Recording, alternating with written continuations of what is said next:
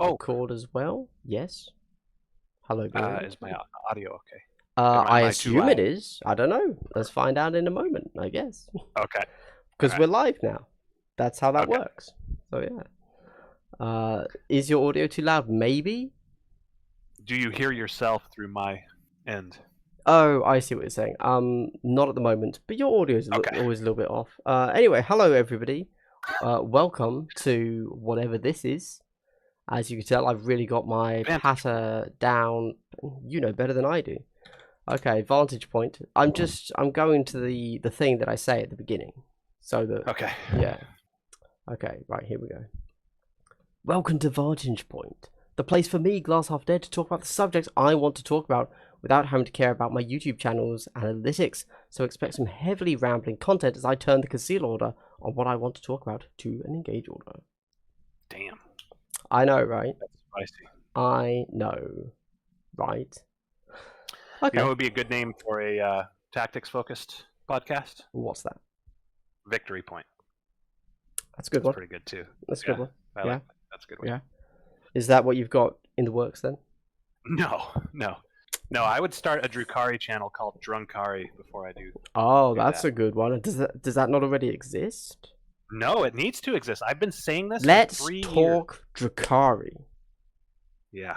I used to be a huge fan of Drukari. Like, just generally, like I have a full army randomly, bought it off eBay, Okay. a year ago. Haven't touched it. But then they became completely ridiculous in 40k. So now I can't play them. I'm outraged, dear. How dare they make my army good? No, they've made them overpowered, right? Like, Okay. they're not just good. They are, if you play them, you are that guy, almost. Or maybe not at the top tier, because you're supposed to be that guy. But, like, you know, if I just rock up to, a beginner's tournament, because I'm a beginner, and I've got a Dragari army, people are going to be rolling their eyes this way, you know? That ain't cool. You know what's funny? What's that? Is you're talking about Big Hammer? Yeah. But it almost is the case in Killteam as well. Yeah, obviously, so I was going to, like... Yeah. Transfer over to Killteam, yeah. They are a potential problem. I don't know. We'll see what happens with them. Yeah, well. So, you know what? That'll be fun. Let's talk about that, because that's way more interesting than what we were going to talk about.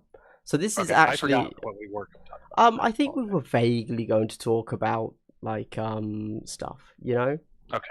Yeah. But instead of talking about stuff, let's talk about what Goonhammer posted. Okay. Yeah. So, you know, a few weeks ago, Goonhammer went ahead and posted, like, they went through BCP and added up all of the scores of, like, the local tournaments. I assume you've seen this. No, I did not. Can I send you the link somewhere? Or... Yeah, Disco. Send me. Okay. Send it over. Okay, because this is actually pretty interesting, I think. There we go. I don't know if that's going to work, but it might do. Otherwise, I'll have to download the file. I can even put that on screen for people, actually. Can I? Yeah, let's do that, because it's not letting me do it unless I log into Facebook. And that's no, forget that. Okay. Yeah. Right, I'll put that there. And let's see. That's worked perfectly for the stream. Okay, alright. I'm going to have to download it and then add it. This is top-notch content, if ever I've seen it. Hey, you said this wasn't content, right? So no, it's not. It's not. We're just chatting. This is meant to be a podcast. Do we have anybody listening at the moment? We do, of course, always. Awesome. I should probably say hello to them, shouldn't I? Hello, yes. the last Star Strider and Moonkey Mod. How's it going, guys? Oh, hey. Hey, fellas. They might have left because my viewer count is showing 1. So, you know, it's always good to drop in, say hello, and drop out. Right? You never know. Going good. They say it's going good, so that's fine. Right. I assume that you're watching the stream, right, Beer? No. Oh, wait. Okay. Should I be? No, well, I thought that's why you wanted me to put the scorecard on the screen. Oh, well, I can see you. I thought that it would put it over you, but that's no, fine. sadly not. I'm not Sadly concerned about not. it. You can tell me what it's on there, and I will. You know, this is technically a podcast, so I'm just going to tell you what it says. Oh, the last Star Strider. I said, going good. He says, unlike my dad, I'm always here. I approve. I approve. It's classic comedy. Now, going over to Kill Team. So Goonhammer posted a little win rates of teams after all of the factions or all of the tournaments that we've played, right? Sure. It's looking good, This was from the 28th of the 8th till the 20th of the 9th. So we're looking at like 3 weeks of tournaments, really. And Talons of the Emperor are obviously top tier with a solid 79% win rate. Jesus Christ. Yeah. The next up is Commandos with a 54% win rate. Then oddly, it's Orcs with a 53% win rate. But don't forget that during this time, BCP updated to allow people to put in the correct factions using the actual Kill Team factions. So we assume that some of those Orcs are actually Commandos, which would then presumably change the win rates there for Commandos. Then we have Vet Guard with 53%, but again, Imperial Guard, which are way down the list, are at 29%, and probably those are mixed up slightly. Then we have AdMech at 52% and Grey Knights at 51%. And the reason I tell you all of those in that incredibly boring list is because everything else has a below 50% win rate. So those teams are the top teams: Grey Knights, AdMech, Vet Guard, Commandos, Talons. Everything else is below 50%, which is pretty interesting, I think. Now, what are Tyranids at? 47%. Oh, interesting. Yeah. I am currently, I believe, 9 wins, 2 losses, 2 ties with Tyranids in tournaments so far. Right. Yeah, it's like 13 games played. Yeah, so I don't know if all of those, if all the TTS tournaments are actually put onto BCP. I don't think they are they? So none of them get counted. No. That's the unfortunate part, is that right now there's, with TTS and things like that, some of them do use BCP, some don't. Okay. Which is interesting because the ones like some like the hottest one that I did was on BCP. So, but that was very recently. I don't know if that would be reflected in the win rates. Hun the Hunters has said circle hello, so a circle hello to him and all, of course. Of course. Cool.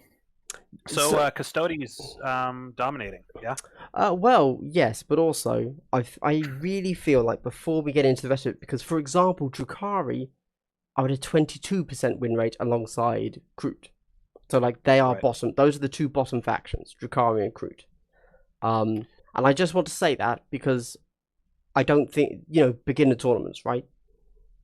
They've also had some of the fewest amount of games played, with only recording 9 games each. So whereas for example, Talons of the Emperor have had about 70 games each. So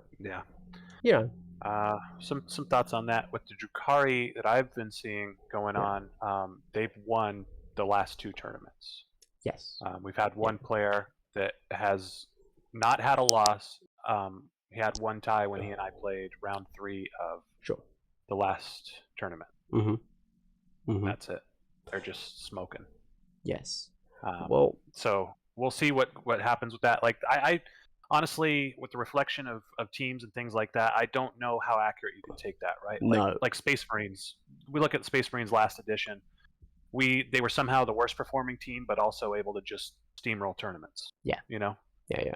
And I wonder how much of that is the case again this time. For sure. For sure. Yeah. How much of it is get good, and how much of it is matchups and things like that. Like, do you want to get into the Custodes thing, or are we still on Drukhari?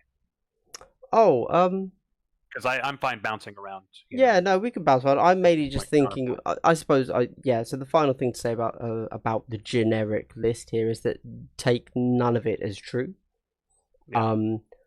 Yeah, I don't think that anything. I mean, apart from the fact that Talon's at the top, everything else here surprises me. To be honest with you, like, Right. yeah.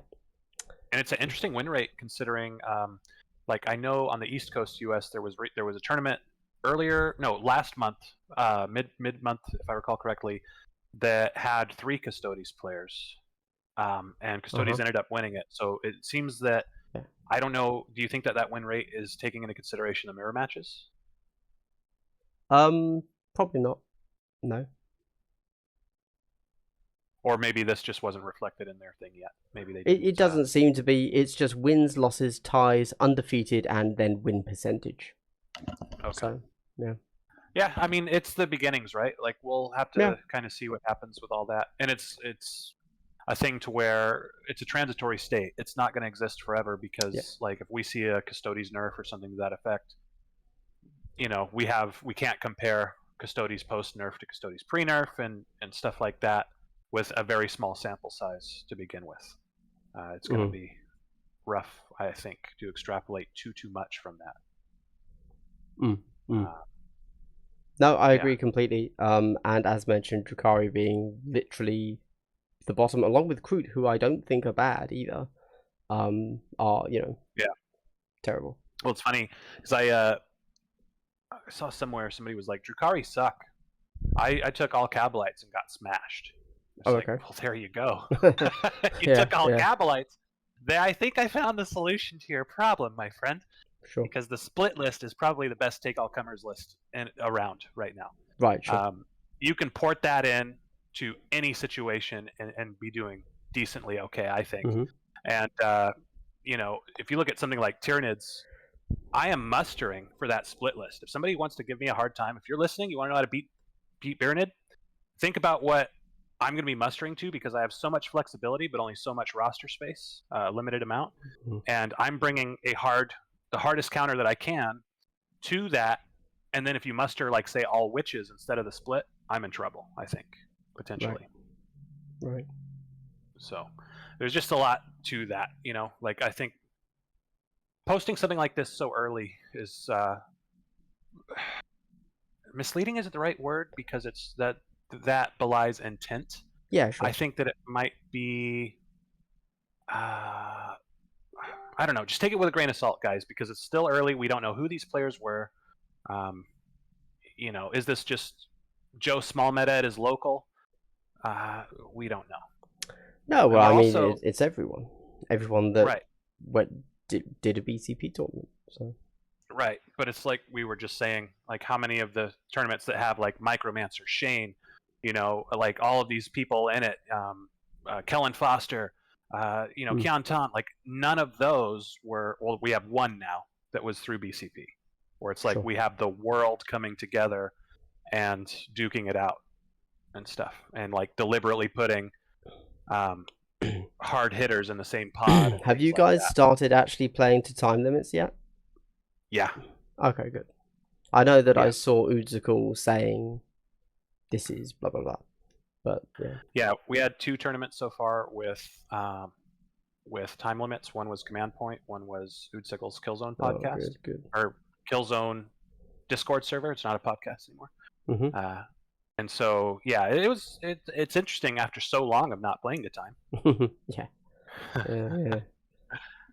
Now, what time limits are they using out of interest? 1:30 so far. Oh, nice. Okay, so they're actually playing it to real time, not extending it for TTS time. That's cool. That's brave, I would say. Yeah, very nice. Yeah, second one went much better for me than the first. The second one I was trying to stream, or the first one I was trying to stream in addition to playing to time for the first time in a long time. That's a lot of times saying time in the same sentence. But it was really stressful. Yeah. To be fair, though, ultimately I think it's a good decision, because that I know several people that have been pushed away, and that is one of the main reasons people miss.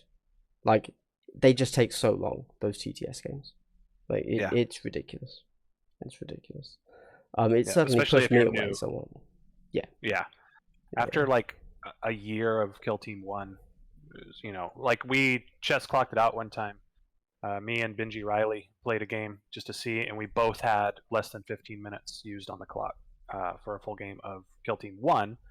But that was after, like I said, a year of of course. DTS. Yeah. Fair. No, that's really cool. That's really cool. So quickly, the last rider says he was at that tournament. Top tier with Janice. I can't believe I'm blanking on Janice's second name at the moment. With Custodes. Gillen. Steve. Oh, Gillen, of course. Steve, I believe Mancino with Harleys. And Michael, I'm going to guess Sarah with Custodes. So, yeah, that's cool. That's cool. Yeah. Apparently a few people took them to gather data to send DMs to the dev. He thinks Janice knows them. So, nice. Okay. And Comsarb asks, how much did you miss? Honestly, the good thing about this is that if you ever tune in, you haven't missed anything. So don't worry. You haven't missed anything. Yeah.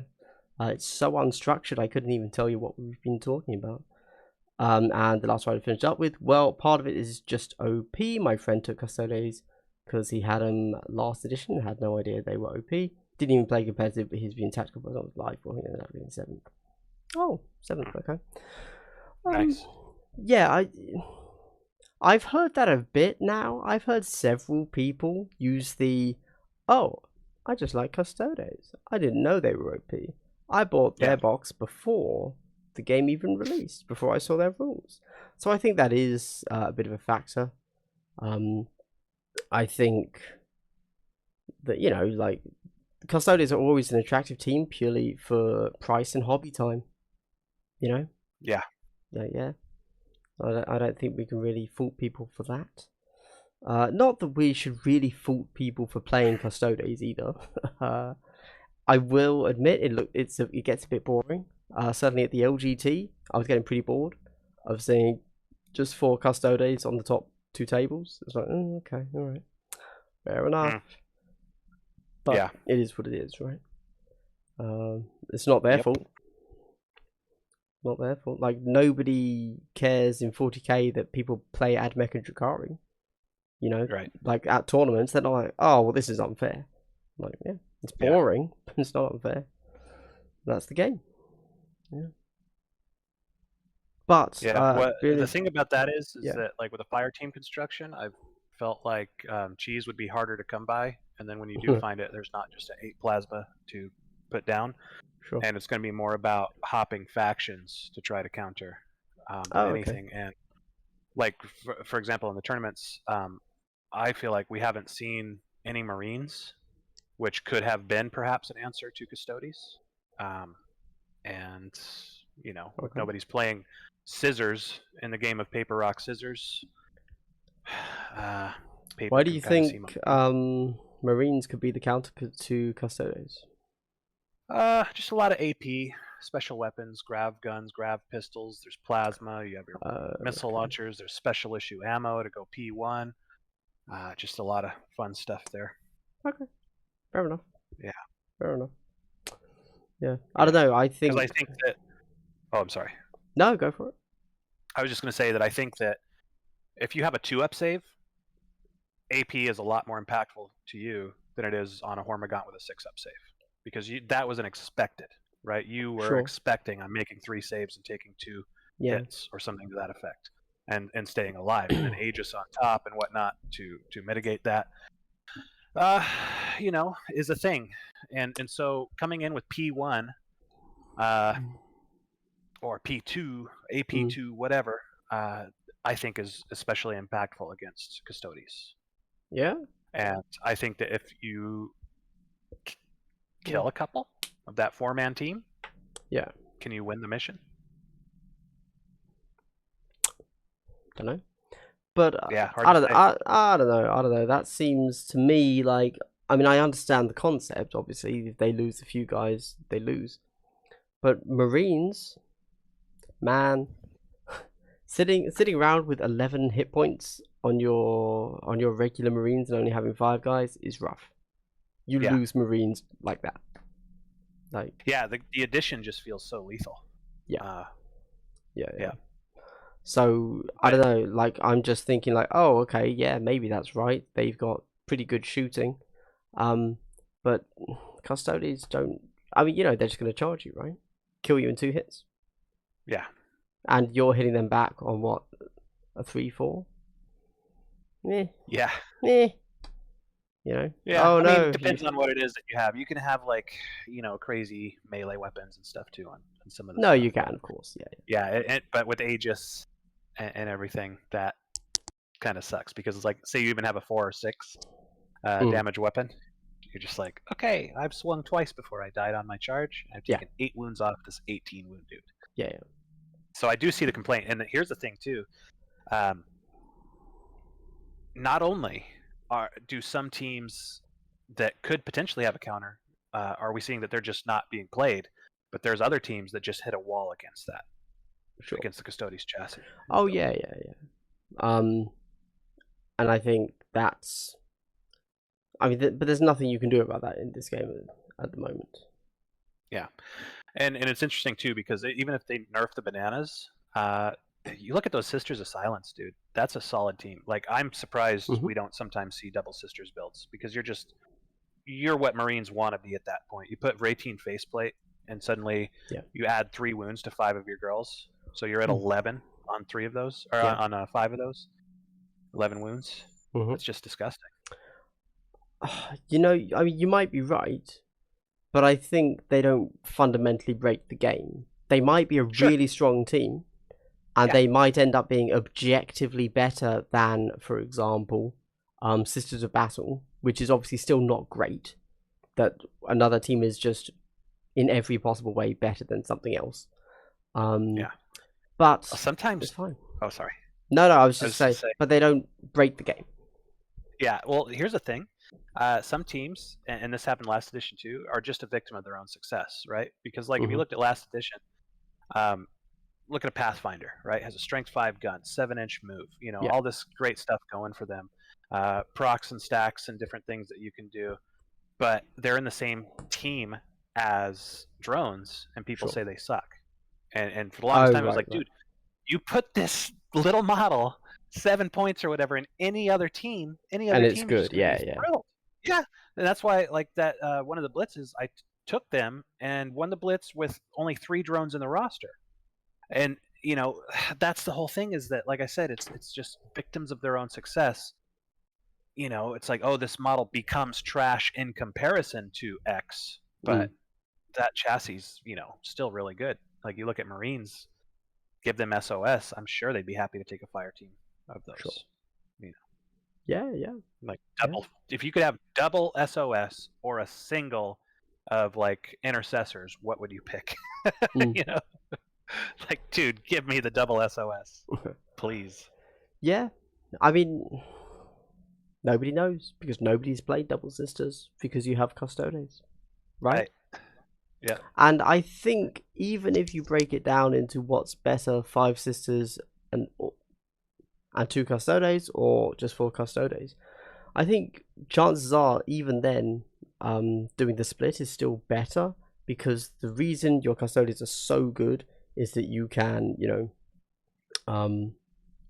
break the game with Brotherhood, and then maximize Peerless correctly. Even if you stop that, I think you're still going to be a really solid team.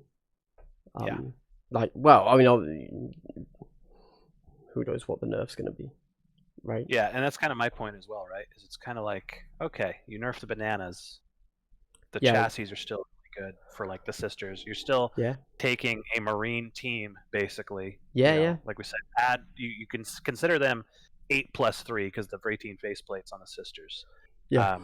So it's 11 wounds times 5. So you've got your Marine fire team with 2 Custodes. It's crazy. So it's really good. God. And I think, I don't know.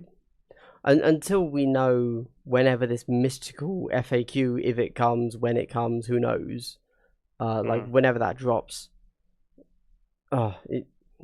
it's going to take everyone readjusting. Hey, what does this mean for Custodes now, right? Like whatever they do, whether it's some of the stuff I said in my video, whether they're dropping the APL or limiting the fire teams or whatever they're doing, like the community is then going to have to go back and completely rethink whatever it is, right? Yeah. Because anything they do, arguably, unless they've, you know, considered the options and also looked at the power level of the sisters, because maybe they have, but I haven't seen people complaining about sisters. I've seen people complaining about Custodes, right? Right. And yeah. I was just gonna say people are gonna go back to playing Marines, because what I've seen is that Marine players are doing Custodes right now. They're even just proxying the old Marine models as Custodes. Oh, sure. Them. Okay. Yeah. Yeah, why not? Right. Yeah. But yeah, so, you know, like we'll have to completely rethink them, whatever happens. And then it will make all of the previous data we've had about teams completely irrelevant, right? Because Custodes are such a dominant force, assuming that their 80% win rate is correct, and not just a noob factor thing. And like say, okay, let's rethink the game. Let's rethink power levels now that we don't have to be scared of Custodes. Or, as I was kind of alluding towards, are we just going to have sisters and Custodes be the new Talons, right? And they'll actually be Talons now, and they'll still be completely dominant because as we are saying, the sisters still look really good. Right. Yeah. I don't know. Yeah, they're more versatile than the scouts in terms of loadout per capita. Like if you look at the amount of versatility you have per model, it gets good, I think. You know, because like you look at a scout, you can change some things around, but in terms of like heavy weapons, like what you're actually expecting to kill with, it's only a couple models. But like a sister with a great sword, amazing in melee, you know, stuff like that. And so it's like you can go shooty, horde kind of, but you're also elite. You can go melee kind of horde, but you're also elite. It's just an interesting thing, you know. And 3-up saves should not be scoffed at this ed. You know, with AP working 3-up saves are great now. Yes, dude. They're great. Yes. Yeah. Like I was saying this like back at Warhammer World. The reason I second round I played against Sisters of Battle, and I mean, okay, I played terribly, but normally even when I play terribly, I can take some guys with me, you know, and like once you look at the battlefield, it's looking pretty grim for both sides. No, my Stormbolter did nothing. Maybe the guy got lucky and just made a lot of 3-up saves, more than he should have, but like I wasn't even trading. Like he was just killing me, so that was bad. Yeah. I mean, I played terribly in that game, but that's not the point. So yeah, man, Custodes, that was fun. Let's talk about Thousand Suns. Also, hello Mitagi. We're talking about Custodes. No, we're just talking about everything. Please do not make the mistake that there is any sort of focus to this. I've been away for 9 days on holiday. I just got back yesterday. I can't go anywhere because there's a fuel crisis in England, so I can't even go to work. I've got 1 mile of petrol left in my car. So, yep. I don't know what to do. I'm stuck.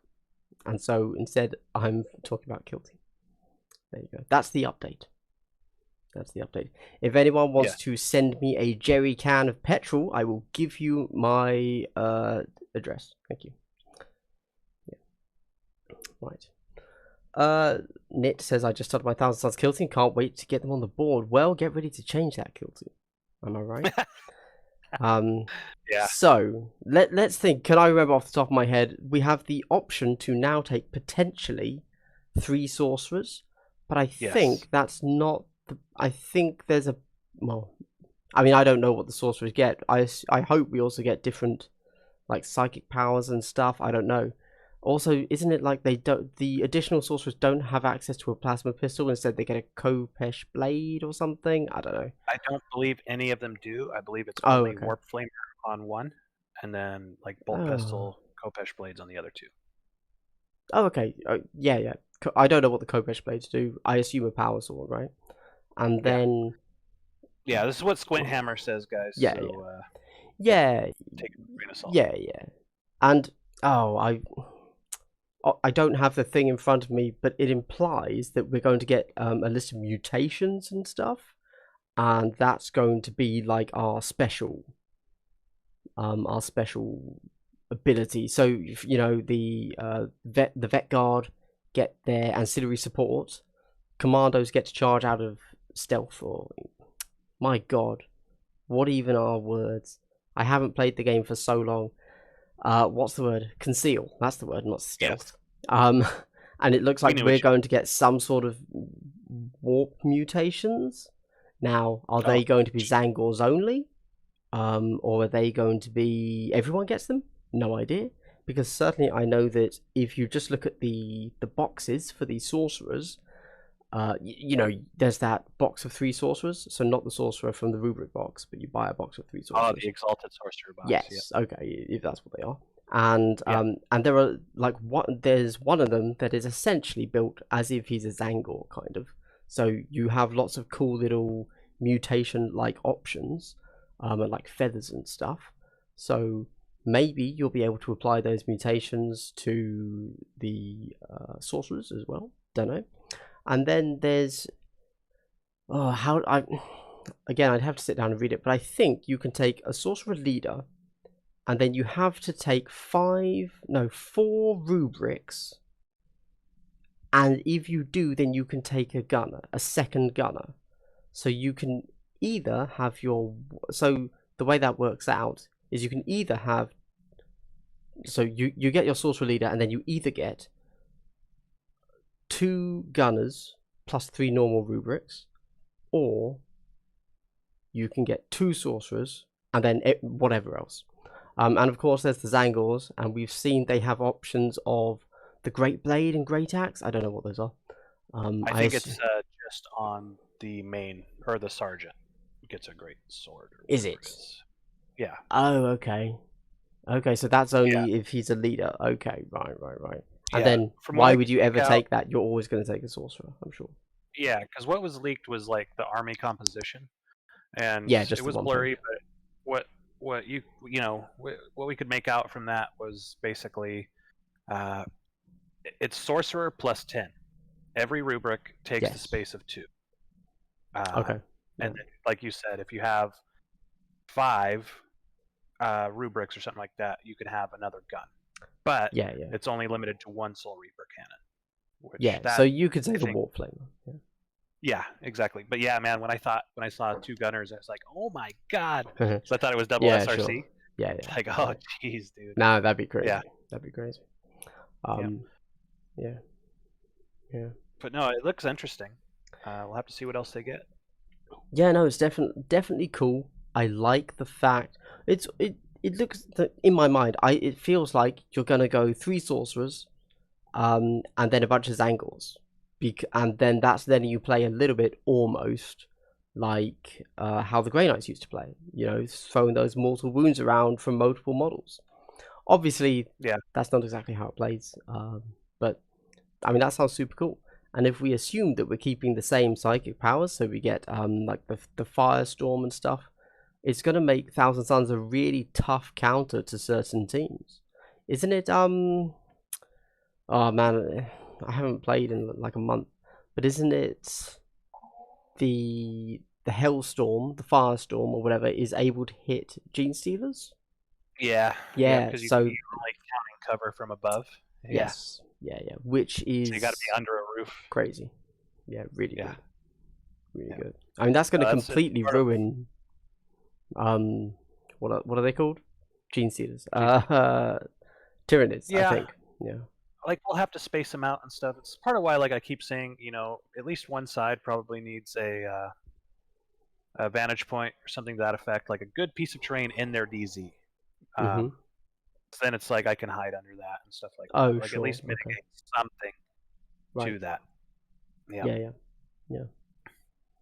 Yeah. But as of that, Sisters box, the Chalnath box, I should say, Yes. it didn't look like there was any stand-on type terrain. So they'll probably be even stronger in that. Yeah, there's a second level in the Chalnath Oh, terrain. okay, cool. Well, just Yeah. what they showed in the picture. Must not have had that on the board. Oh, okay. No, it's identical ruins to the original Kill Team starter box. Really? Yeah. Oh, Yeah. I might need to get some Chalnaths then. Oh, were you missing out on the original starter box? Yes, because I Oh, already had disaster. GSC. Yeah, Oh, it's like okay. I have neophytes. Oh, okay. All So right. get the original starter and regretted it forever after. Wow. Okay. Yeah. Yeah. I believe it's the exactly the same kit. Others Hmm. have said it's slightly different. But then others have said it's identical. So don't know. It looked very 2D from the picture they showed. It's like, got a lot of Yes. Yeah. There's a lot barricade of type walls. things. Yeah. Yeah. For sure. For sure. Yeah. And obviously it's the 5-inch high terrain as opposed to the 3-inch high terrain, which is going to change things. But they have said, one guy in the Discord said it's going to include the scalable trait. Okay. So they will be able. I don't know exactly how that works, but presumably it means that people can go up easier. Don't know what. So Yes. it's not. Hopefully, it's not as bad as just you now have to move and dash to finish a single climb. But Yeah. we don't know yet. Yeah. And to get over it and stuff would be nice too. To just like not have to take because if you're measuring in whole 2 circle increments, climbing over like just to get to the top would be 6, right, of a Yeah. 5-inch piece of terrain. Yeah. So that could be kind of problematic. Yes. Yeah. I mean, it would mean that, for example, the slow guys like the Necrons and the Death Guard literally cannot climb it. Yeah. So, yeah. Anyway, Chalnath. I'm hyped for Chalnath just because it's going to be another big release. Yeah. But I don't know. Like until we see I'm definitely in that mind space now where until I see the rules, it really doesn't matter because I felt like the novitiates for the sisters were just kind of why? I don't know. They're fine, I guess. I don't like the habits they wear. I prefer helmets, but whatever. So I don't really like the models there don't really jump out to me as being stunning models. Yeah. And the Tau Pathfinders, so I think that the Tau in general are great sculpts and look really good for Kill Team in general, like thematically. But these were still just Pathfinders. I don't feel they got changed that much. So Yeah. We'll just see. Yeah, because they've leaked certain things on that now, haven't they? Like what the rail rifle's gonna be. Yeah, they have. Yeah, they showed us the rail rifle from the Tau, and then also the Whippy sister from the sisters. Yeah. Get everybody's bondage fix. Hell yeah. Well, if you want to do that, whip. then Come on, GW. Come on. yeah. Surely that should be a Slanesh model. What? Yeah. Of a Slanesh, yeah, a battle sister that turned to Slanesh, who's into BDSM. There you go. Well, if it was a Slanesh, it This would obviously podcast be. just took a weird turn. I apologize, not yet. everybody. Not yet. So yeah, Chalnath, it's coming out. It's coming out whenever. It's coming out whenever. But yeah. But what was the other thing? I'd like to quickly talk about Marines before we talk about the final thing. No one's playing Marines. What's up with that? Do you have any thoughts? Yeah, I do. I think it's analysis paralysis thing. Like the people that I have seen, they are insisting on an optimal builds. Like I've got my fire team of heavy intercessors and things. It's sure. There are so many, and this is the second edition in a row. There are so many options for Marines that the uninitiated don't know what to take.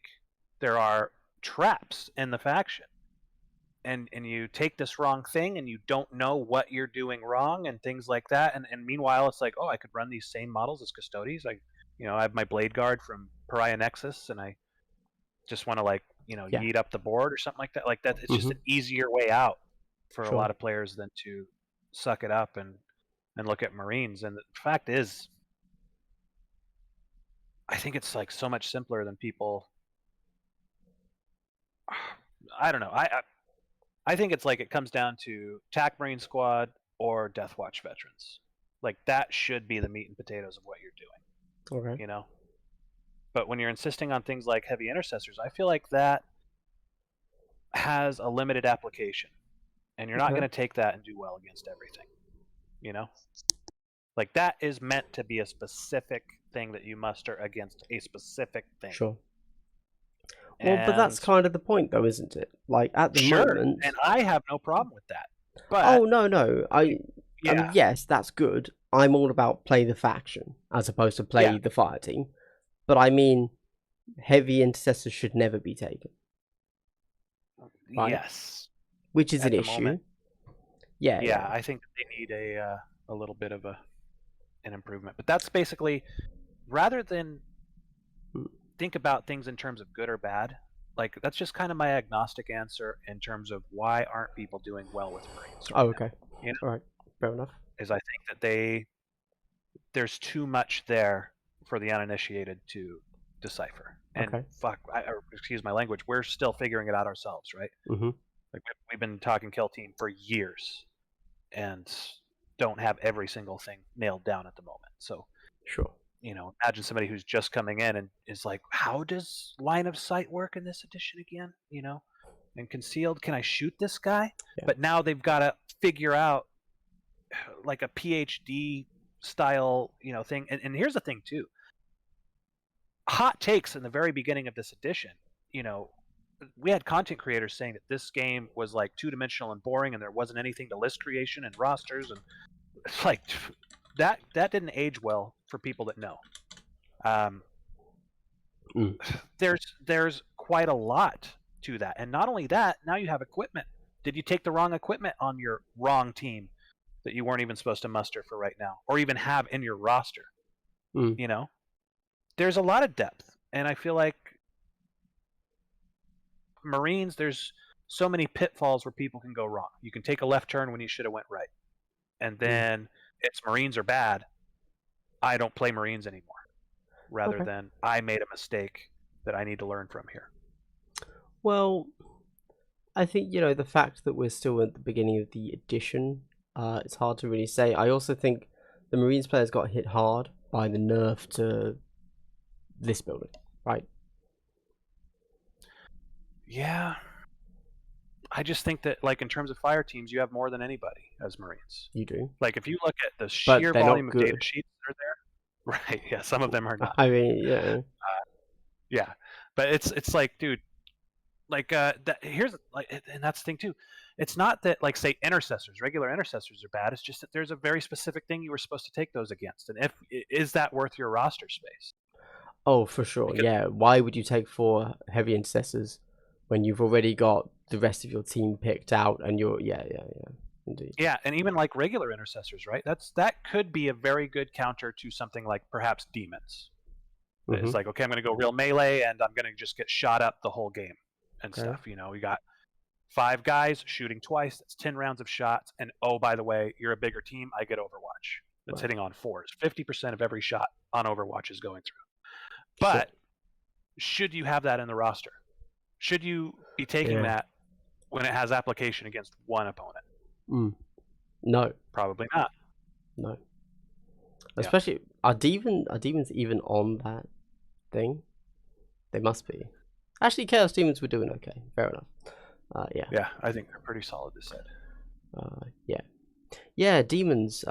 They're one of the factions that I'm like, yeah, I might play them. But every time I sit down, so I have a lot of factions that are like that, unsurprisingly for me. Those are Tau, Demons, Tyranids, Vet Guard, Marines, Necrons, and Azayani.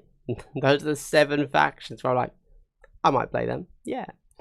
But every time, add Drakari to that list as well. Sorry, but every time I'm there, like, okay, let's do it. Let's build this team.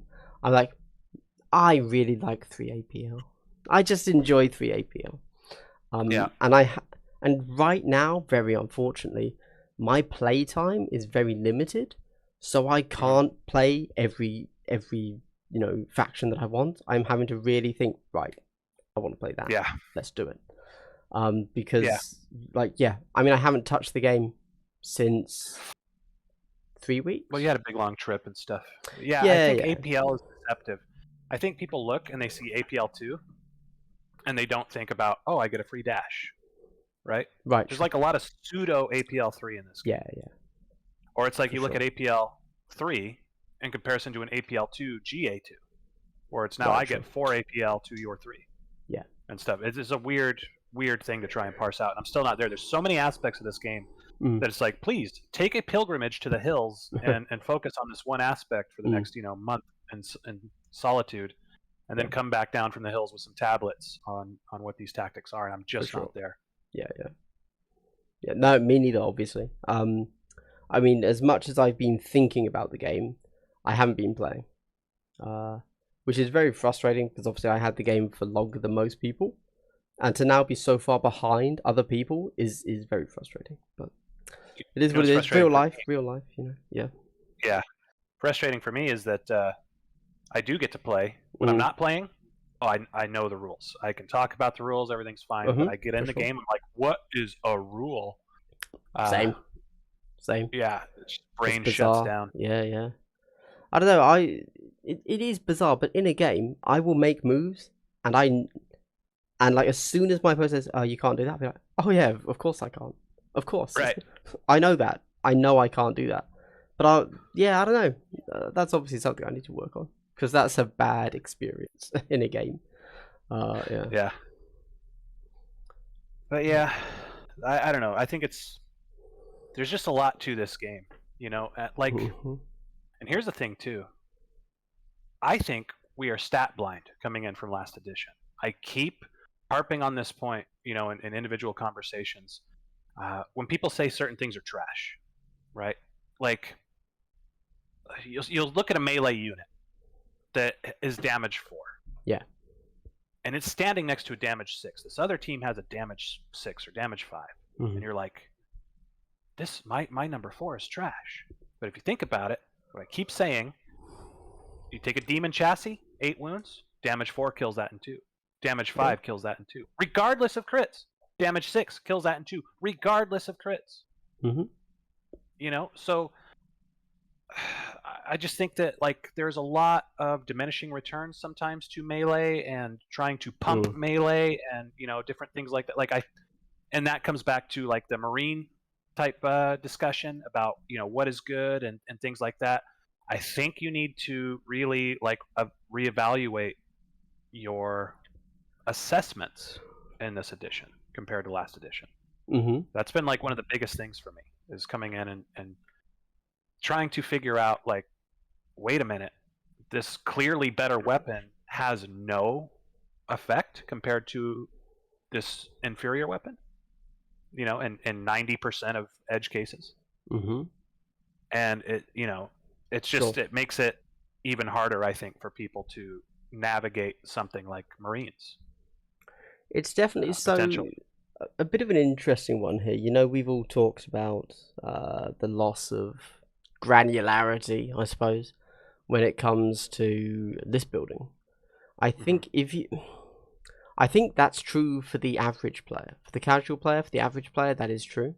But I think that once you're at the upper echelons, you need to get into exactly that. You need to start figuring out, right, I have taken whatever team, right? The Assault Intercessor team, because they are a 4-5 damage, as opposed to the Reaver team, which are a 3-4 damage, 4 attacks, whereas they're 5 attacks. And the reason I've done that is because I know that on average, this team, has a health cap of X, which is better for the Assault Intercessors Yeah. And then the rest of my roster deals with something else. So I've taken these assault intercessors only to go against teams with X health, and that's it. Right. And then everything else is optimized for something else. Yeah, it's like this is my demons and Drukari Witch, if Yeah. I suspect, type of build. Yes. Yeah. That I'm trying to take, and it's an entire fire team dedicated to that. Yes. Yeah. And that puts a lot of onus on the player because it's like, dude, that's metagaming. You've got to be able to accurately predict what you're going to be facing in this tournament now. Yes. Yeah. Which, when you're up against, well, who cares how big the field is, right? You're only playing 5 games tops, right? Yeah. Like, for sure. You have to deal with like 5 a 2-day major. Sure, but we've never had that in Kill Team. We've not in Kill Team 2. Yeah. No.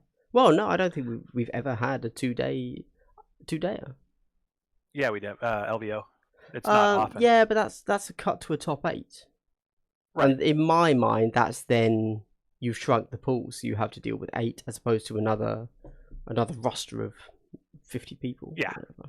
And that's where metagaming is going to be most important. Sure. Probably. Yeah. That's true. So I don't know. I think it's all pretty interesting, and I'm certainly not there yet myself. Yeah. But it's just like, you look at Gene Stealers, right? Yeah. Gene Stealers, everybody's going with the Relentless Rending Claws. Over time, I'm starting to lean towards the Scything Talons. Because yes, I don't get as many crits. Yes, I'm not as effective, but when I do get things to come through, it matters more in terms of the exchange. Because most things in melee you kill in 2. If I have suddenly a 6 on a crit and I proc the feed tactic, that's 7. I'm one-shotting something like Tau in melee. Sure. And then also, it now suddenly brings a Marine to, as long as I get 1 crit, if I push 2 through, I kill him. Whereas with Scything or with Rending Claws, it's 3 to kill. Right? Yeah, sure. Which completely changes the map. Right. It doesn't matter if I've hit or crit. I'm going to charge in, and I'm going to die, basically. Yeah. Because he kills me in 2, I kill him in 3. Something to that effect. Just a quick hello to Dima. Yes, this is Beeranid. Beeranid is a fellow content creator of the great game, which in this case I mean Kill Team. Yes, sir. Yes, there you go. The only great game. Indeed, yes. Yeah, it's very interesting, and so you could validly take, 20. Well, no, you couldn't. Bizarrely, you could. A roster that's just 20 Gene Stealers, and the first 5 are equipped with rending, whatever they are, rending claws. Yeah, rending claws. And then scything talons. I mean, that'd be a crazy thing to do, but like you could. And you could say, oh well, I've properly thought about it, and I know that I need this because I need those scything talons against these teams, and I need the rending claws against these teams, and that is genuinely important to the way that I play. And as dumb as it sounds, this kind of exact thing keeps me up at night because it's like, at the top tables, you got to be knowledgeable about the bleeding edge. How do I eke out and maintain that 2 to kill, or whatever it happens to be, and leverage this thing the best that it can be, because you got to give yourself the ceiling as a pilot. You've got to give yourself room to fly.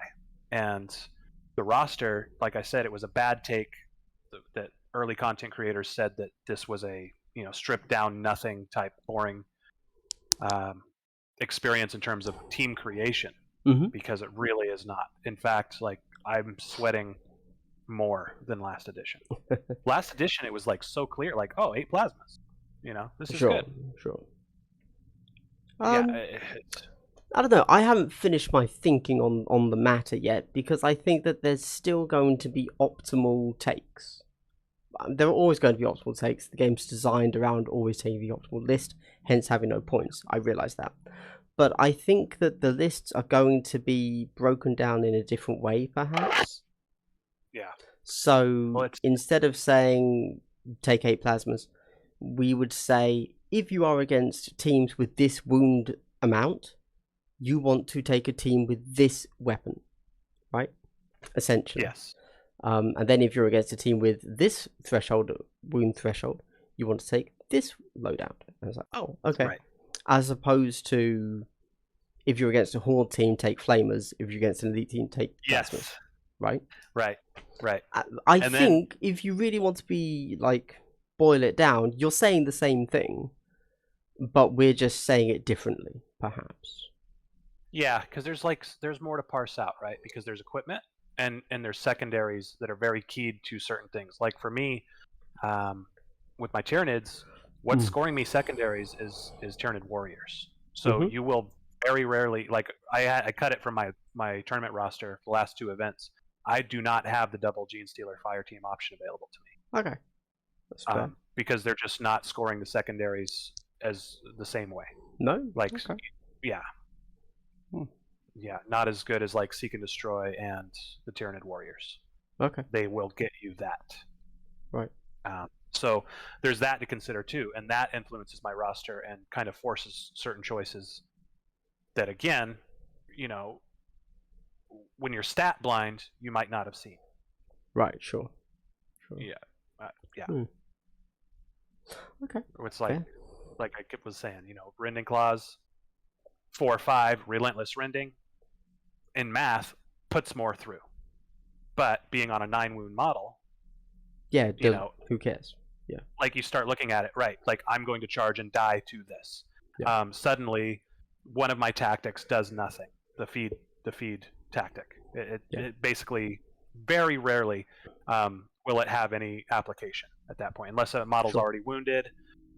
Something to that effect. And I know specifically that I'm going into that, or something like a leader. Like this turn, I am going into a leader who has +1 wound, and I need that +1 damage to negate that. Something to that effect, right? But again, that's where it starts to become surprisingly deep. Is these types of this bit of knowing that you have to parse out, these knowledgings. Yeah. That you have to own. Yeah. I also think it's I don't know. We're just not there yet as a community to pass on this knowledge correctly, I think. Right. Like it's good to sit down and have an hour-long round table with the top players all throwing out their ideas, but that's not passable information. That's a bunch of random thoughts, and to distill that down to somewhere where you can catch a new player up to speed quickly. You ain't got that yet, bud. Yeah, and here's the thing too. All of this that I'm able to speak on comes from running exclusively Tyranids. Anything that I know about another team is through just a glance before a game or playing against them now. I feel like this edition rewards you sticking with a main. You pick a team, and you figure out how your toolbox applies. You have to do that. Otherwise, you're just not going to hit the top, I don't think. Okay. That's different this ed as well. Interesting. There's just so much to it. Like, okay, I can add +1 APL to my guys. Tactic, Tyranid. It's like, okay, I can use that to leverage to, charge, fight, shoot, charge, fight, whatever, move, dash, pick up a thing. I can chain that on Stealers. Now I have a pseudo 4 APL. So I can, I have my 2 APL, I have the free dash, and then I have a 3rd APL from the tactic. Or I can get on a point, I could pay that CP there after I've activated, let the turn end, and now I'm holding that objective. Yeah. Right? So because this edition doesn't have sequences in terms of phase, like shooting phase, fight phase, you look at a tactic when you first jump into a team and you're like, oh, that's what this does. But after a while, the team reveals to you, says, no, this does more.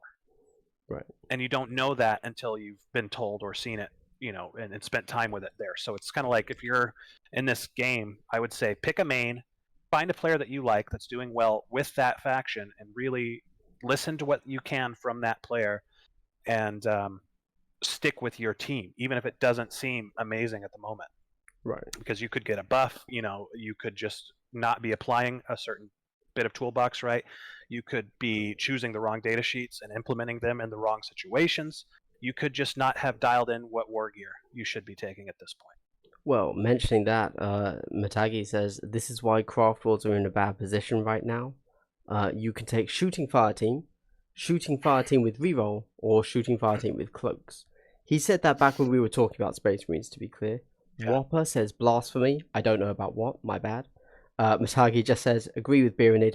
Yesterday I realised that Rangers, despite being at first glance static models designed to find a spot and shoot for conceal, in fact are the fastest models in Craft World's roster. Sure. Yeah. And see, I didn't Sure. know that. So if you muster that against me, I'm not the Do you not? best way. To be fair, if you're playing with top tier players, they're not playing Craft Worlds, so you won't know what Craft Worlds do.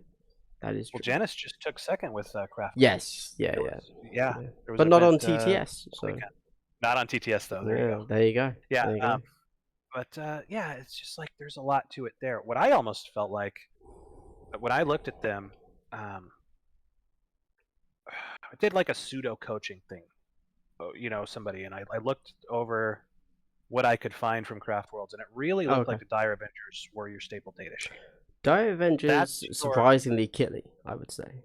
Yeah, that's kind of your base take all comers thing. Is Dire Avengers and something like grenades, but over time you're gonna find like, against this my Rangers get to come out, and so I'll drop one of my Dire Avenger slots and bring those in. Yeah, something like that. But yeah, I think that there's certain things where it's like the heavy weapons platform is not super great right now, hard to use. So and people are taking a Guardian fire team specifically to bring that thing that does nothing. Yeah. And it's kind of like, well, just focus on what's good. It's like I said too about like I feel like Necrons. I feel like you shouldn't look at the warriors in 90% of your situations, because what people are taking them for is to reanimate on a 2-up instead of a 3-up. Okay. But what you're getting back there is a less good model, right? Why not be bringing back a really strong, Starfire Core Immortal, right, or something? Bring that guy back. Well, aren't you taking that to get an additional model? Like, bumping yourself from 8 models to 9 models is good, Yeah. Would be my assumption. Yeah, but it's like, is that as impactful? I don't know.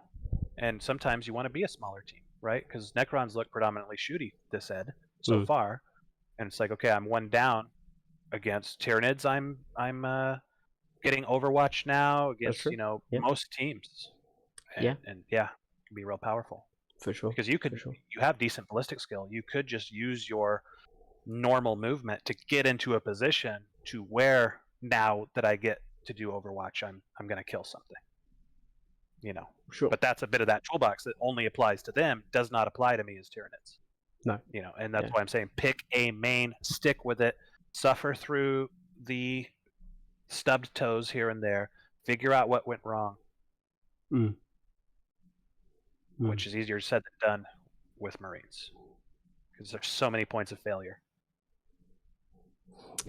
In the chat there, Starstrider said you could shoot 3 times with the Craft World leader, and I was like, really?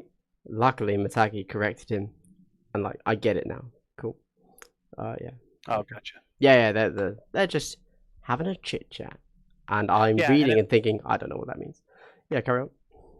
Well, I was gonna say, I guess, because I think the Avengers, there's a tactic to shoot twice with those. It's an ability on the leader called Shuriken Storm, I think, that allows you to make a shoot action twice with a particular weapon. Yes.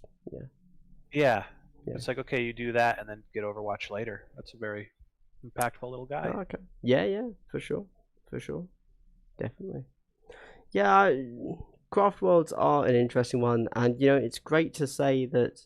Well, no, I think that is the best way to view it. It's good to say that, for example, someone that's experienced with the game, Janice, can take a team and do really, really well with them. I think that's a good, healthy part of the game, and I think that it's good to be able to play at that level and acknowledge that every team in the right hands can win.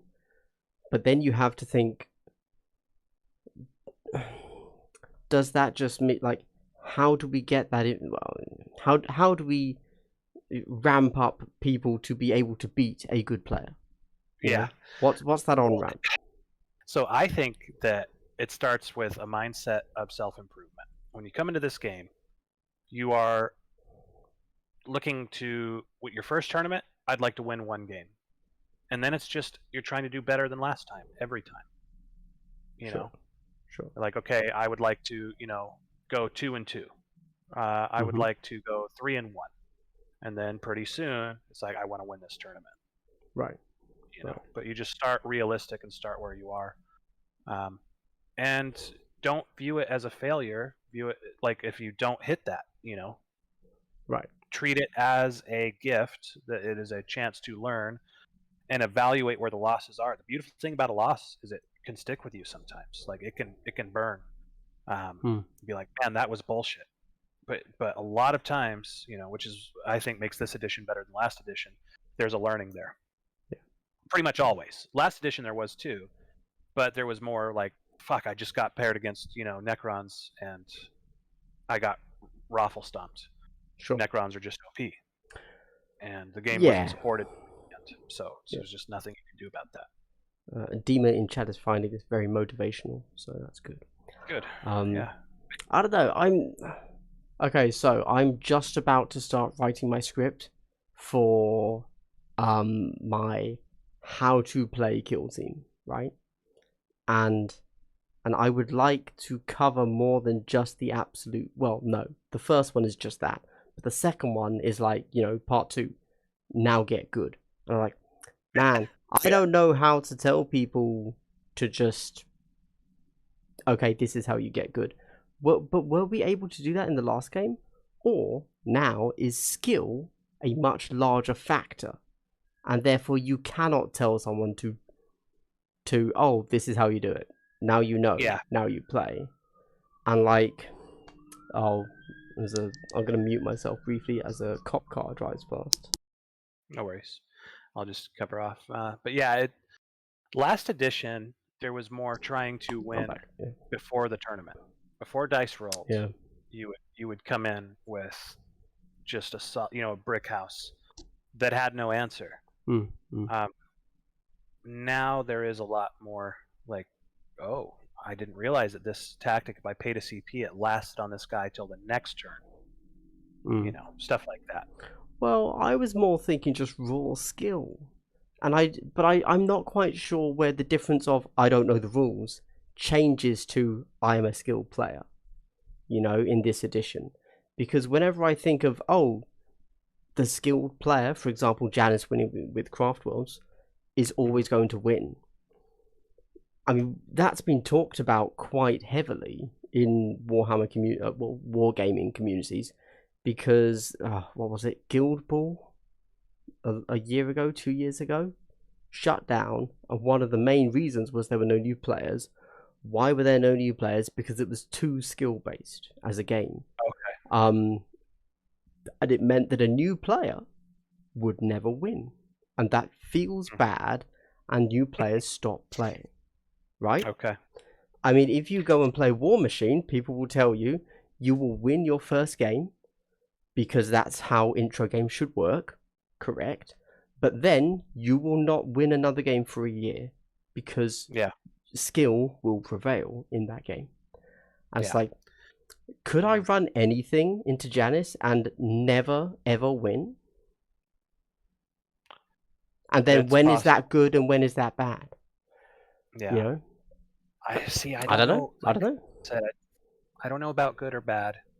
What I can say about good is just doing coaching. One of the things that I looked at first in a player and then tried to foster was seeing the future. Because until you do that, you're not as good as somebody that can. You're not going to win that game. Sure. So try to think in terms of the future, right? Like something's going to happen. So how the hell do you do that though? Right? That's a daunting thing for somebody new. So what I would start them doing is creating the future, right? Even if it's not the best move. You move this guy and put a threat that he must now activate and do something to. It's a forcing move. This guy must now respond, because if he's in this position, whatever, he's going to get shot and killed. Something to that effect. Yeah. That's where it starts. You create the future, and that allows you to see the future and predict the future. So now you take that a step further and you do that in a 2-step chain. So before I move that guy to the forcing move, I position a guy to the side, right? And I move this thing over here. This guy now has to move. He comes over, gets a shot at this guy and kills him, but now he's being looked at by Tyranid Warrior Gunner. Mm-hmm. Does that make sense? Mm-hmm. That's the kind of thing that I think starts to make people good. Sure. Once you're at that point, a 2-step, in chess they call it ply, a 2-ply thing has been enough in Kill Team 1 and 2 from what I've seen. Okay.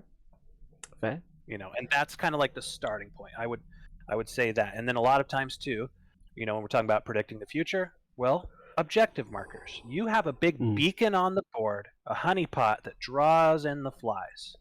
And so if you're positioned overlooking those, suddenly in deployment, you're putting a threat on those from the word go. You didn't even have to move. Deployment was a free move to threaten that situation. So that's another thing too. You start to look at, like, are they seeing the future, creating the future, and deployment? Stuff like that. Yeah. That's kind of where, like, I would rather have people doing that, even though they had options that were other things and they got it wrong and then got punished from it, because it's a start. Because pretty soon now, a couple games from now, they'll see that other option is available as well. So as long as they're making the progress towards that, I'm happy in coaching, because I think that it brings them further down the line. Okay. Towards the end goal. And I think that that's how you get good, is start thinking in terms of ply. Well, as someone that still starts lining up my cover lines, my visibility, my line of sight, and then realizes that either I or my opponent is on a conceal order, I'm not quite there yet. I've got a few more games to play. But for sure, I think that's and that's the way to do it. Predict the future. Start with where you are. Like in deployment now, I almost think it's really important, especially if you're attacker. Like, you've got to set up your guys looking from their DZ and stuff, right? Like, you go around to the other side of the table and look at your DZ, because you'll find, like, oh, if I had this guy nudged a millimeter to the left, suddenly he's not shootable. Sure. Stuff like that. So, like, that's another thing too, is in this edition, I would say really focus on where you're at in terms of deployment. Am I attacker? Am I defender? Because both must give you an upside and in a asymmetrical game, right? There's a downside to putting your guys first and then getting shot and stuff. Like, so they're going to get to perfectly counter you and be in cover and all this kind of stuff. So it's kind of like, okay, if I'm defender now, hopefully there's something like a vantage point, some kind of a key thing that I can take, and when I get to choose my side of the board, that gives me an advantage now too. It's like, okay, even if he's perfectly deployed or whatever, I've got this big gun and I can still shoot his dude. Something like that. Just look for the basic things in terms of, oh, am I attacker? Am I defender? What is the advantage here? How do I maximize the thing? So that might be a starting point before, predict the future, see the future, all that stuff. Create the future see the future by creating the future. That's the saying. Yeah. So to draw it back briefly, before we get on to our final little topic, shockingly, yes, there are actual topics. Just, I'm sat here with a model in front of me, which is a Marine, and I'm like, we've got so I like the Death Watch, right? They seem like a fun team. And in my mind, if I were to create the perfect roster, it would be Death Watch, Reavers, or no, not one of the Phobos teams, right? One of the Phobos armored teams, Death Watch, and Scouts. But you can't do that because you can't mix Scouts with Death Watch, obviously, right? Yeah. And I'm like, and then you can't swap Death Watch for Tactical Marines because Tactical Marines are 6. so you'd have to drop something somewhere, right? Like, are scouts actually good? Has anyone mained scouts? No, I No. haven't seen anybody Okay. playing Marines. Oh I yeah, saw good point. Marines Sorry. play Yeah. the first week and Yeah. then Yeah. just dropped. Okay. You know, they all went Okay. to Custodes. Yeah. Yeah. Sadly. Well, if you're trying to win, why wouldn't you play Custodes? Yeah. Fair enough. Sure. I can't. Yeah. Yeah. Yeah. My Yeah. main reason for thinking is because, of course, we've got the what are they? The Black Templars coming out, and they have like Primaris scouts. Yeah. Yeah. Like essentially new scout models. So now we're going to have good scout sculpts, and we could use them in Kill Team. I'm like, that sounds cool, but should we? Should I go through all that effort of buying 10 of these incredibly overpriced models? Or is that just a huge waste of time? I don't know. I say go for it, man. Scouts look interesting to me. Yeah. Marines is going to be hard because there's so many things to potentially buy that it's going to be really like feel badsy to buy a thing that sucks, you know? Yeah. So maybe like for proxy sure. things first. I think scouts in general are very interesting. Yeah. It's like, you know, I was talking to a guy the other day. You know, it's a battalion worth of models. It's a 40k battalion detachment worth of models to play Kill Team with Tyranids. Because every data sheet is viable. How do you mean? So a box of Termagants, box of Hormagants, box of Gene Stealers, box of Warriors. Oh, one okay. of those, right, and it's actually like 2 boxes of Warriors because sure, yeah. you need a lot more bone swords that even come in 2 boxes. Oh god. Okay. So you know you're not even 100% optimal there, but I see play for each of those, and I have each of those in my roster. Right. And it's like, okay, well I've doubled up on my Warriors. I could proxy one of those, or it's the same kit. You know, just say one of these is a Tyranid Prime, and I have a battalion detachment of Tyranids for 40k. Yeah. So it's a lot to buy, and that's even if you're using every single thing. Now imagine there's a team, Space Marines, that you know there's even more to buy, and you're probably not even going to use all that in the end. Just it's a tragedy. No, it's a fair point. It's a fair point. Yeah. Somebody, Moonkimon says, Black Templar bespoke kill team incoming. I feel like surely. I mean, that's such okay. So, I feel like I want to say yes because it seems like the perfect kind of kill team because you got the cool sword brethren dude, right? He's your leader. You have 1 or 2 your standard marine guys with bolters or whatever it is they have, or their pyre things. I don't know. And then you have a bunch of scout level dudes. I mean, that sounds like a really cool team. Why wouldn't they put that into the game? But why wouldn't they put Gaunt's ghosts into the game? Right? If we don't have them, is everything? I think everything's off the table. Why don't we have Gaunt's ghosts? That's my real question, Beeranid. Probably because, I mean, hopefully they learned their lesson from last ed about Blackstone Fortress models. You know. Oh. But no, I don't think it would stop them. No, maybe no. they just haven't gotten around to it yet. You know, there's only so many white dwarf. Yeah. I mean, maybe we just don't have the commanders level kill team thing released yet. You know. I think last ed we had that. There was like a bespoke thing. There was it was Last Chancers or something. Oh, the Last Chancers, yeah. Yeah, there was some kind of a guard thing where it was like a bespoke team. Yeah. And they sold it for a limited. You had like a week to get that thing, and if you didn't, you were SOL. And then it said you can't use these in match play. Which... Yes, that's right.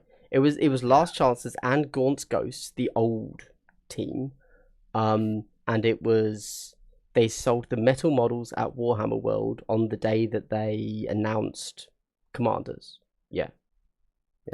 I remember. I remember seeing a tease thing of those data sheets. It was like, what? And then there's nobody played them. Yeah, and then they weren't even. It's probably because they weren't even legal in tournaments. Sure. Narrative only. That it splashed across every data card they had. Narrative only, which is considering how little GW cared about the last edition, kind of amazing that they decided to put a narrative only thing on them. I think. Yeah, Yeah, it makes me wonder yeah. because, like, from what we saw, it's like, how good were those to just not be allowed? You know? You know what? Nobody ever played them. I So know, nobody knows. Yeah. but it's like, dude, the egregious stuff that went on. Like what was actually in that kill team? It makes me wonder. I've got no clue. I Yeah, can't even there's remember the rules for the last edition now, so it wouldn't yeah, even help me to go back and read them. I've got no clue. yeah. I know. There's so many unanswered questions from last ed that still just eat away. Like, was Grouse Goral intended to be able to be that veteran spec and things like that? Like, Uh, come on. I I think just that's still want the to least know. of the things we need answered. But yeah, Man, not to me. yeah. I still sweat about that stuff. Hmm. Okay, so with that said, let's get on to the real. No, it's not. Matt Howe, who I see is in chat there. Hi. Asked me a question on Discord, and we're going to talk about it because I Sure. was a little bit shocked to see the question, to be honest. So basically, the primary objectives of the game. We have 9 primary missions, right? Mhm. Are the primary objectives too complicated? What are your thoughts? I think not for narrative play. Okay. I think for tournament play, if you have a lot of stuff and it's like random and things like that, you have situations where maybe somebody doesn't know what's expected of them for the win condition, Okay. and they're so vastly different, Yeah, and wildly. Yeah, yeah. they can be somewhat biased too. Like there's that mission, I forget what it's called, but the objective markers keep deleting and forcing you towards the center. Oh, data Like, terminals or dude, something. Yeah. yeah, like man, that's a custodian's dream right there. Like no, Sure. no, just Yeah. keep coming closer. Yeah, Just, yeah. just yeah, Yeah, just come sure. here. So I don't know. Complicated is an interesting term. I don't know. I just think that like there's some that are just weird. Like the one that's like you give yourself CP if you activate a priority objective. Oh, yes. Uh, A just stuff gambit like or that. whatever it is. Yeah, yeah. Yeah, I looked back. It was funny because that was in the last tournament, and I realized like turn 3 or something, turn 4. It's Hmm. like, wait, I have like 4 extra CP. Yeah, yeah. It's weird. And then it was like my opponent was like, "No," Yeah, because it was just like there was no hope after that. You yeah, know. yeah.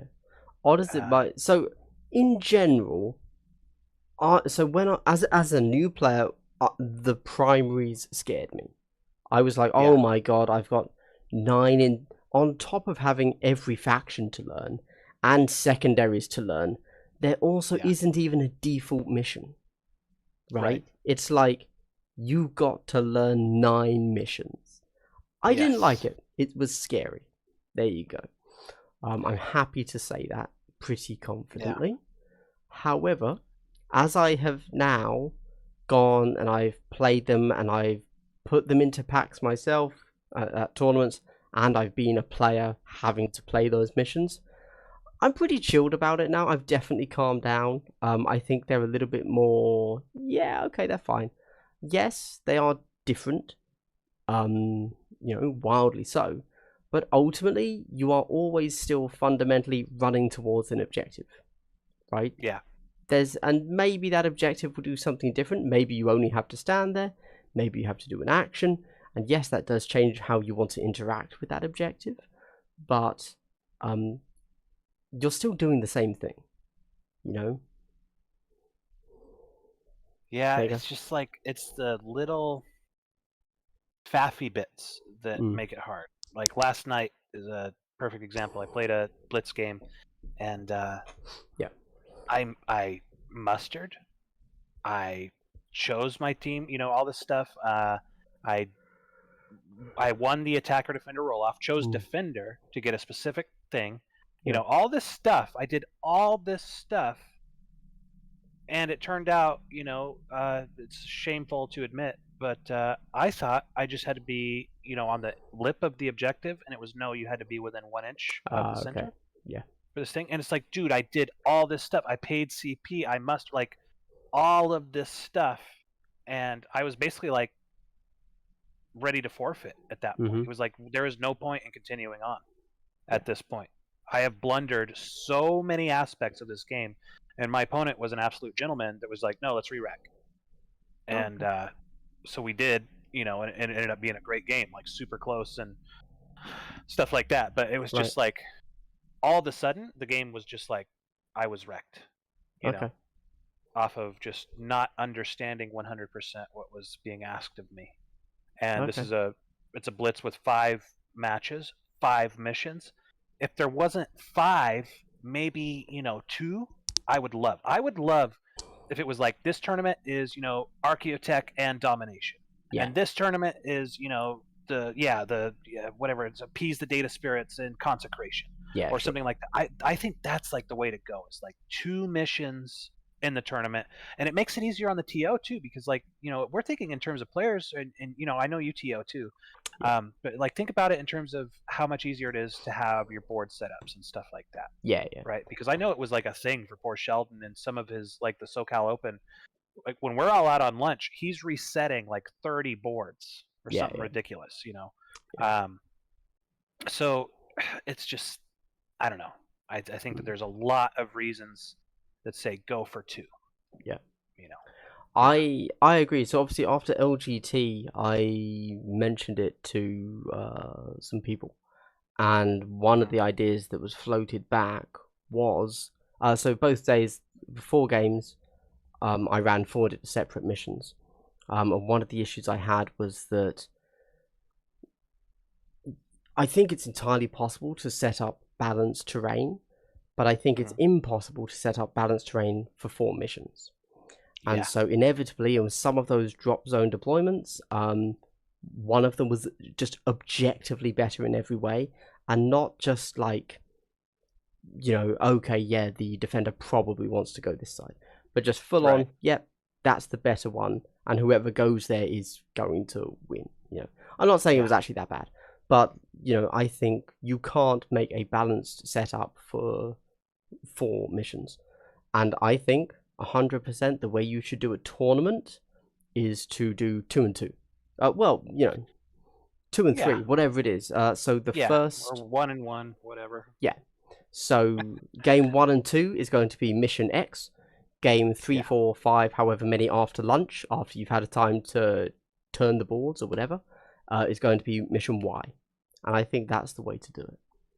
Yeah. Yeah. And it's so much more practical. I agree 100%. I think that it's just easier on the TO that way, because then you can have a single map setup that is dynamic hmm and hmm works for both mission types. Yeah, and You it know. works in drop zones, because I think between the 9 missions there are 1, 2, 3. There are 3 drop zones that are shared between the 9 of them, and then Oh, there's right. one Like or this two that one's are like, diagonal. yeah, Yeah. diagonals, long edge, short edge, and Yes. then Yep. a corner one, I think. That's actually really smart. I Yeah. hadn't put 2 and 2 together on that, so that's a Yes. great point. So if somebody's So doing a TO, yeah, yeah, that's how I would actually pick which mission I would do, as opposed to what the primary is.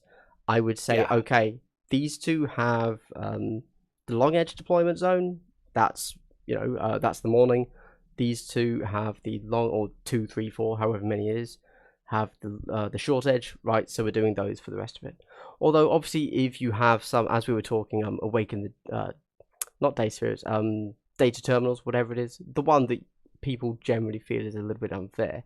If we had those, try and avoid that deployment as being one of the ones that you try to work in, hmm and I think that's yeah. when I eventually run my next tournament. That would be what I do, just 2 I think missions. something like that would be really cool for Mm. something like LVO too, because it could be like day 1 is these two, and it's like gentlemen's G, or we have the GT the next day. These Yeah. will be the 2, or something, and then it's like, okay, they're doing top 8. They're still on that, Mm. but now it's gentlemen's GT on Sunday.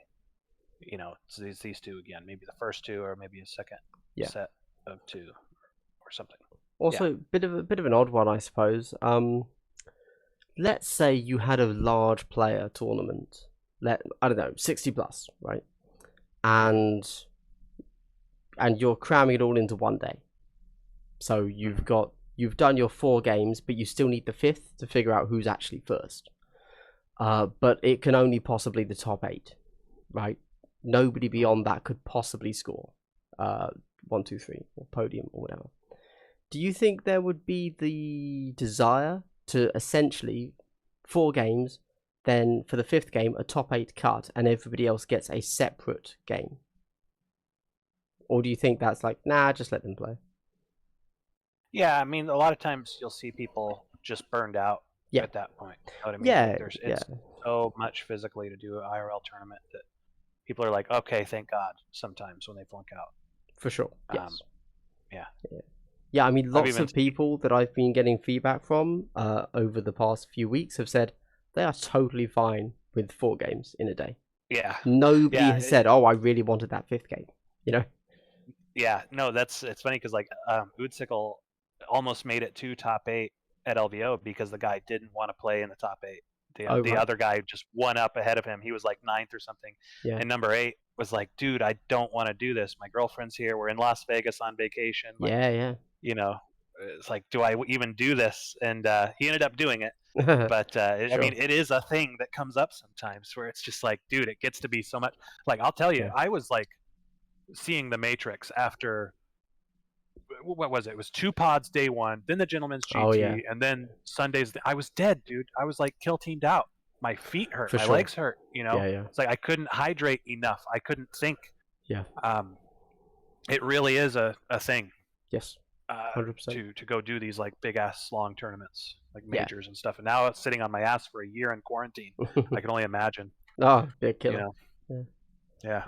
Yeah. Have to change it from COVID-19 to COVID-35 for the amount of pounds Yeah. we've all gained. You know. Yeah. Maybe not all of us. Some of us. Well, yeah. I'm the heaviest I've ever been right now, so let's not go into that. Yeah. Feel ya, bro. Feel ya. But yeah, hopefully that did that touch on the thing. Yeah, That's kind I of just think how so. I feel about it. Yeah. I think 2's a cool spot. 2. Yeah, 2. I wouldn't be opposed to trying out some wonkiness too. Like, what do you think of hold 1, hold 2, hold more for kill team 2? Oh, nah. No? No. You're like, I've done this for 3 years. I want no more of it. No, like hypothetically, I'm okay with it, but just as everything is, I think we have finally been given something that we asked for a lot in the last edition, which is a competitive core set of missions in the book, and I think I would like to, you know, in some weird way, gather data from the core missions that everybody's going to play, right? This isn't like, oh, hey, we've created our perfect pack, and come over here and play our fan-made pack because it's more balanced. Yes. We could just say, hey, that core book, tell us what you did. We can put that into our system and our data set, and that gives us information. And I think that's like really good. Yes, I think that's a very wise thing because, you know, Magic the Gathering. If I was a Magic player and I'm on vacation in New York and I go to Friday Night Magic, I'm probably playing the same game as I am in LA. Sure. You know, if I was a Magic player, and so I would like things to be that way because I mean, it was hard as a content creator last Ed to be like, oh, you know, this and this tactic, and then they'd be like, no, we don't play like that in Spain. Yeah. You know, it was like we were all playing a different game. Yeah. Yeah, I didn't enjoy that aspect of it. No. I mean, I think it's okay to have iteration, but I don't want iteration in the first year of the game.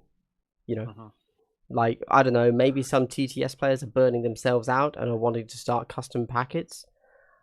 I don't want that yet. The game's been out a month. If you're burning out, stop playing the game.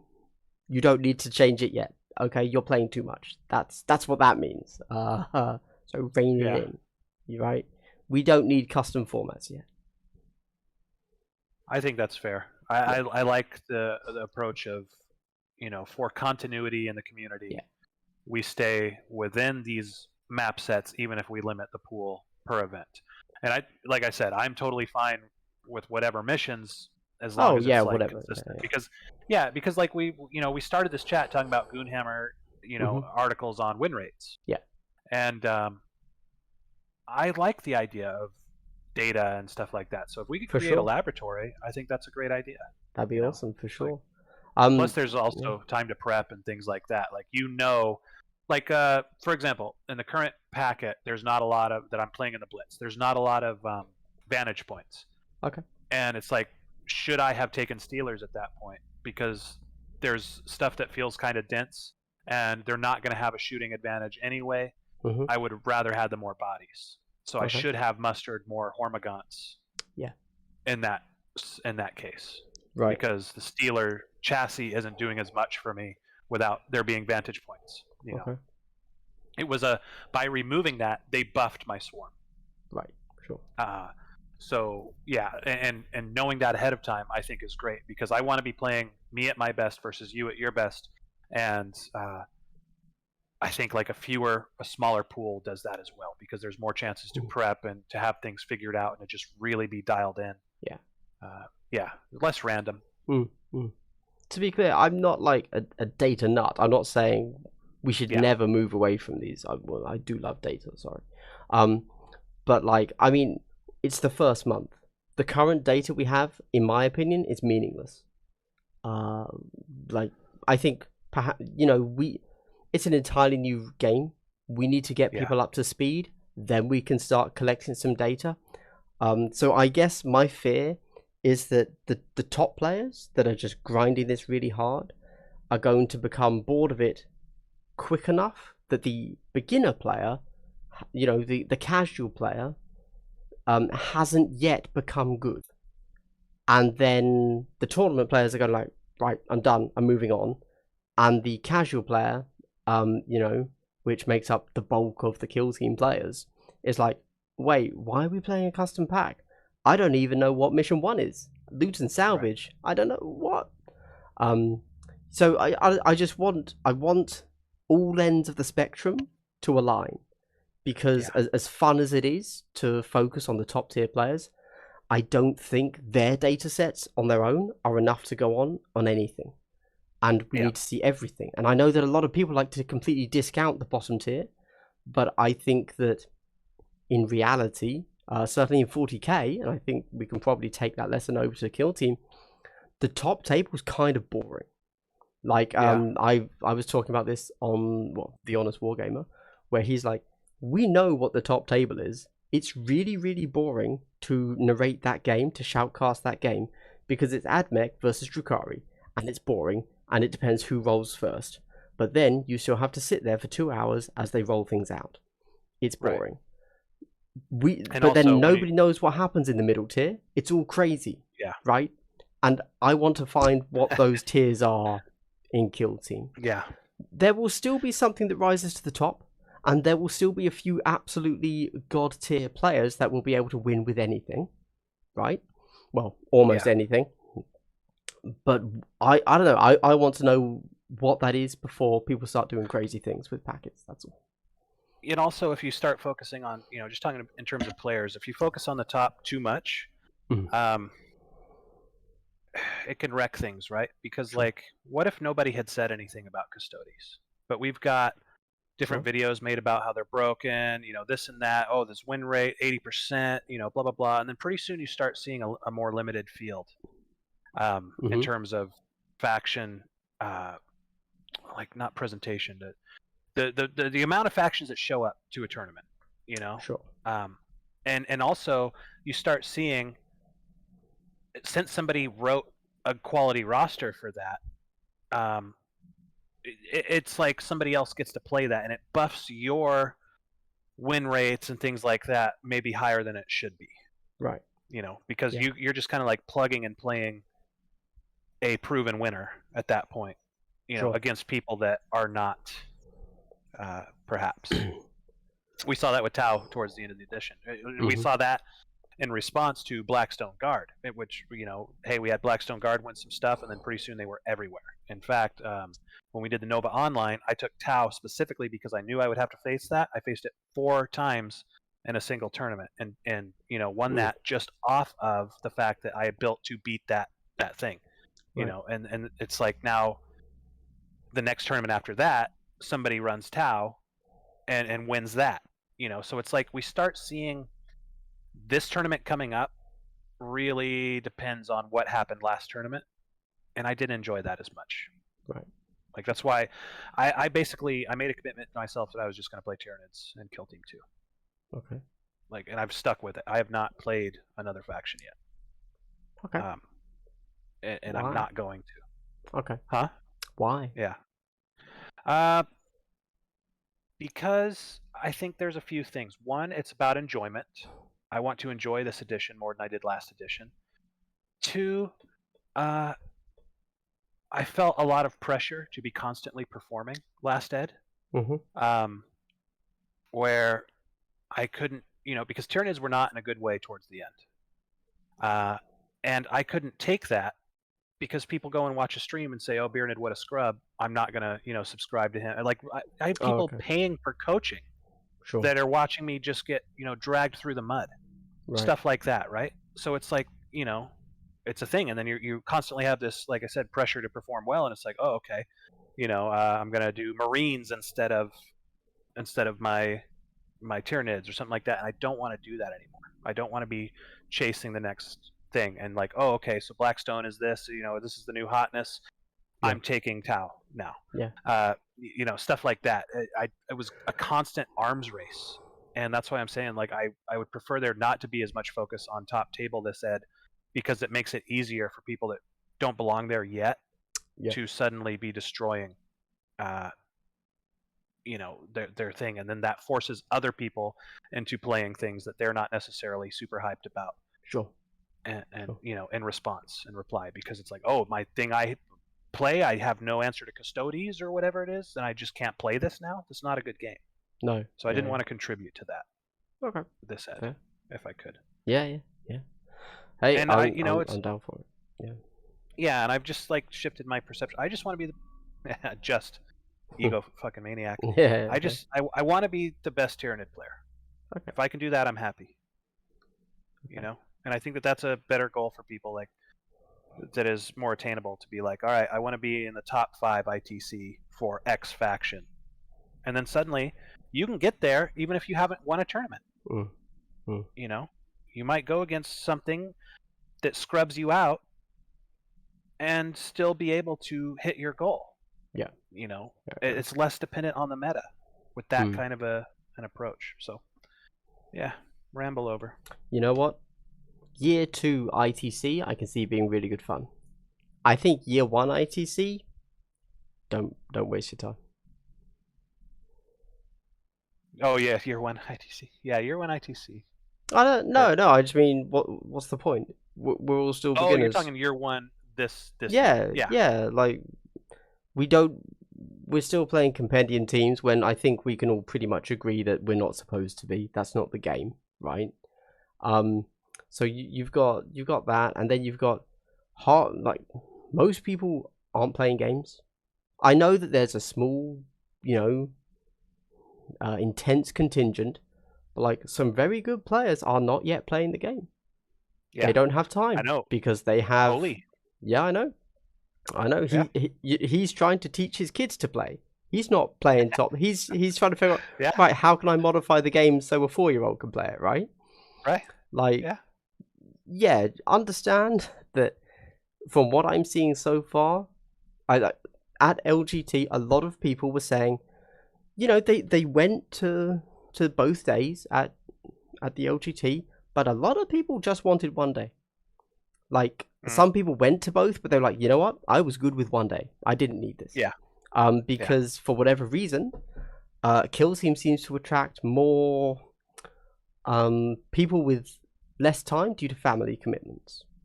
Yes. And those are still potentially very good players, and who will, spend the time, the effort, the money to go to tournaments to show, hey, okay, I want to really go for it. But they're not playing yet because it's only been a month, and a month isn't that long. Like me, I've had the game for the longest out of most people that aren't like GW employees. I haven't played the game in 3 weeks. I am busy. I have a real life job. I don't know if people know that, but I do. I haven't had a chance to play. Yeah.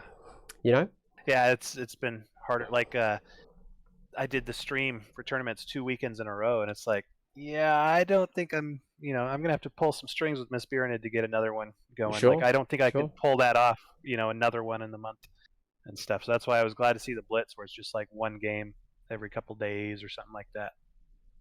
Like, I can pull away for 2 hours, but like an entire Saturday, that's that's asking, you know, after already Yeah, doing it twice. yeah, Yeah. for sure. I had lots of people say, "Oh, I'd love to go, but I've got to check with my girlfriend first." "Oh, Yeah. I'd love to go. I've got the kids that weekend." It's like, "Oh, Yeah. okay, Exactly. fair enough." I'm very lucky in that respect because Miss Beeranid is very supportive of it. Like Mm. she's literally made me go to things before, like go Oh, play your awesome. game Mm. and stuff. So yeah, That's great. she That's knows it great. keeps me sane. Yeah. But yeah, it's like see, so even I've got that, and 2 weekends is like asking, and so that's it's a sad thing because it's kind of like most people. You come up to the missus or whatever, and you say, "Hey, I want to go to Vegas by myself, hang out with a bunch of dudes for a weekend." It's like that's can be quite the sell, Don't go to any depending on strip clubs. We've brought some isopropanol alcohol, baby. We're gonna be stripping. Don't you worry. yeah, we're gonna be up all night painting. Don't you worry. Yeah, We're so cool. Um, yeah. So all I'm saying is, year one, I would say for those that want to go hard, awesome. But I think year two is when I think we'll see the most. I don't even know what the word is. Interesting, like play perhaps. Because from the sounds of it, from what GW has said so far, like that's when we will have every faction will have their real team.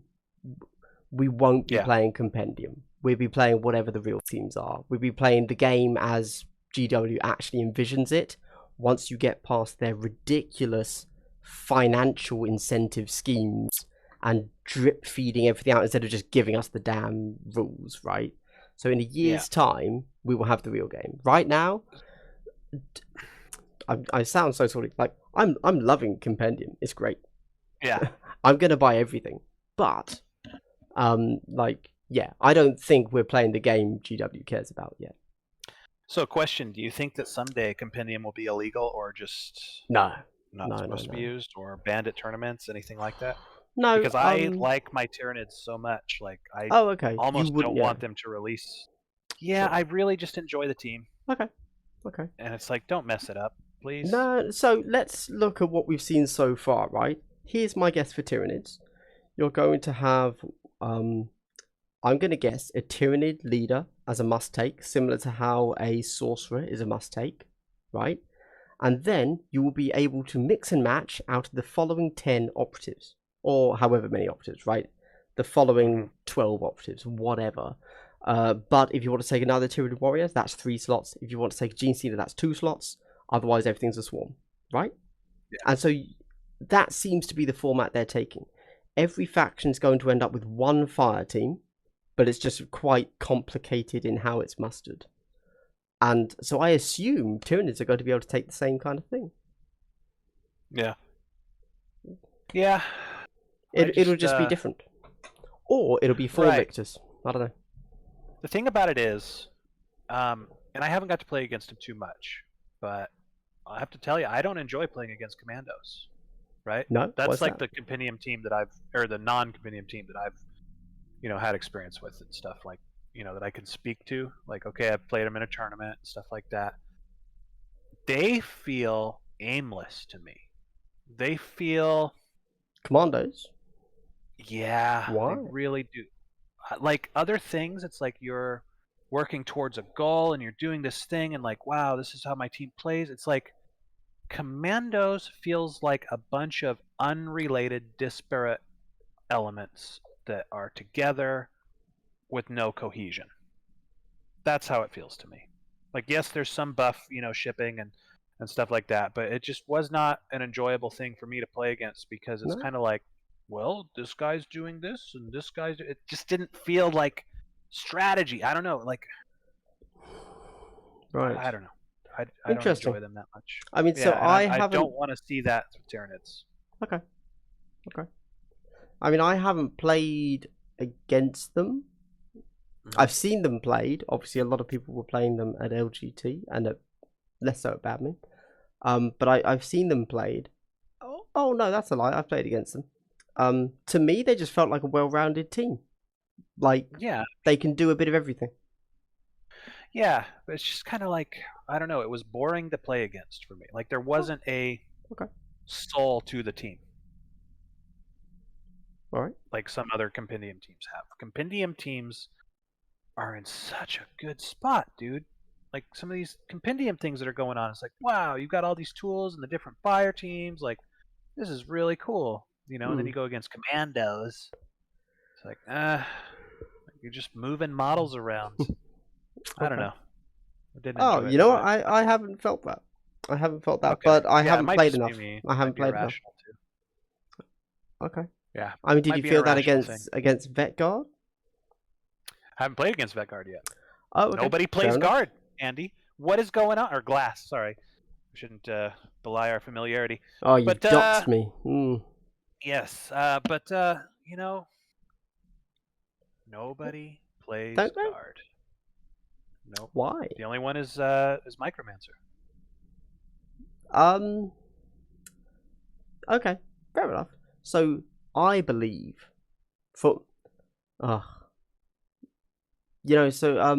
the guy who won LGT on day 2 was one of Wes's friends. Wes is the guy I've had on who's a playtester, and so he's another playtester.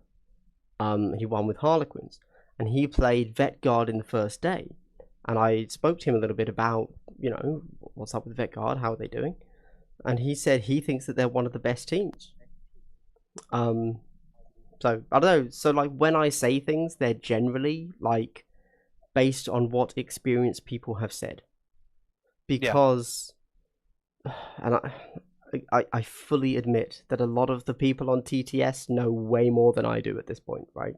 I'm not even going to pretend I have any, like, authority to stand on because I've had the game longer or whatever. Like, I haven't played in 3 weeks, and it's not like I was playing a lot before then because I had deadlines at work. So I am I am full on the demographic of Kill Team that the majority of its demographic are. I don't have the time to play the game.